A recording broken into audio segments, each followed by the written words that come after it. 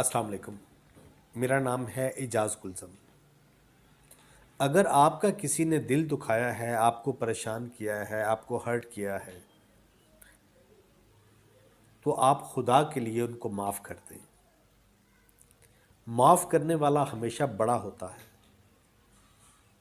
और अगर किसी भी तरह से आप ये मामला अल्लाह पे नहीं छोड़ पा रहे, आपसे बर्दाश्त नहीं हो रहा, तो फिर इस चीज़ का इंतज़ार करें कि जब तालाब भरता है ना, तो मछलियाँ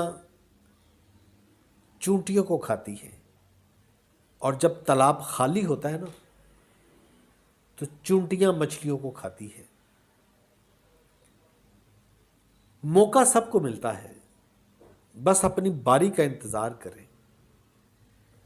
लेकिन मैं फिर भी यही कहूँगा कि अगर आप अपना बदला लेने की बजाय अपना मामला अल्लाह पे छोड़ देंगे, तो वो बहुत ज़बरदस्त है। अल्लाह बहुत गफूर रहीम है, आपके साथ इंसाफ किया जाएगा।